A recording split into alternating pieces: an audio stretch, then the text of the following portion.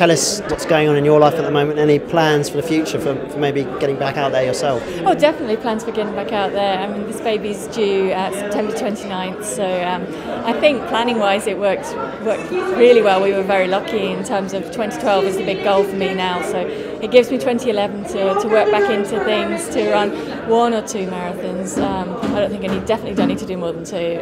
1 would be enough, so long as it's a good one in 2012. There's been a lot of stories about how funding for the legacy programme of the 2012 Olympics may come under review with all the cutbacks in the economic crisis. Do you think we may not capitalise as much as we can on the Olympics? Well, I think it'd be a little bit of a shame, but I do think that the biggest legacy will be the fact that kids will just have that opportunity in their own country to watch all of these sports and just to be inspired by that. And I think that's the biggest factor, is just watching how people perform, not just athletes from your own country, but sort of heroes and people who are going to come and really perform at those Olympics and be the story of those Olympics, and that can inspire generations to come. Just by saying I was in the stadium that night watching, it's like Christian Olsen in Gothenburg watching Jonathan jump and set the world records there, and then years later he's there winning the Olympics after Jonathan. It's that kind of effect, and it just really takes that spark, a kid just to see somebody doing a sport that they may not ever have tried, and just to sort of get the bug for that and then discover that that's the one that they want to do and that's what they're good at. I mean, I suppose a lot of kids will have been wanting to see Usain Bolt perform at Crystal Palace next month. He's not going to come due to tax reasons. What's your take on that whole issue?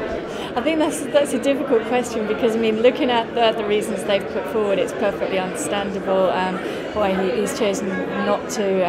It's not in his best interest at all, and I think if it was a big event like the Olympic Games, you wouldn't see that happening, but for a one-off event like Crystal Palace, it's a shame, but people are just going to have to watch on TV in other countries, and I don't think it's just athletics that's hitting. I mean, you see tennis players making those decisions now. I think golfers too, and FIFA have gone and had to make special arrangements so that people will come and play football. So it's maybe something that needs to be looked at. I mean, I don't think it's just the UK, I think it's the UK and the US. But to affect racing, affect all sports that way. And finally, I'd just like to get your thoughts on the return of Caster Semenya, who's making her comeback.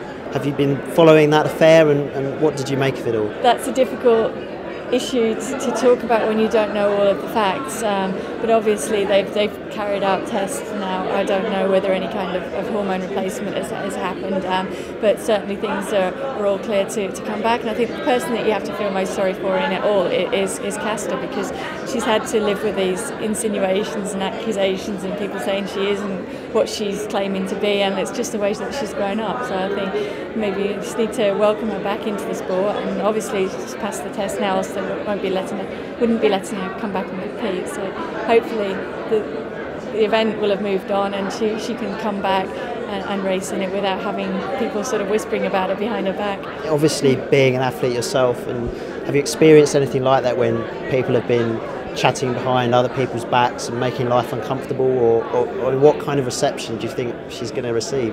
Well, I think most of the athletes understand how difficult it was. I mean, even if you speak to someone like Jenny, who stood to gain a medal or not from the whole situation, she just wanted it resolved, and they weren't really whispering. It was more in the media, I think, and that can be the hardest thing to handle, because you can't get away from it. You've got family members who are going to read the stories and be hurt or affected by them, and that's the hardest thing to deal with. I think a lot of the athletes kind of understand the basic desire is just to get out there and compete and just win the race and enjoy it.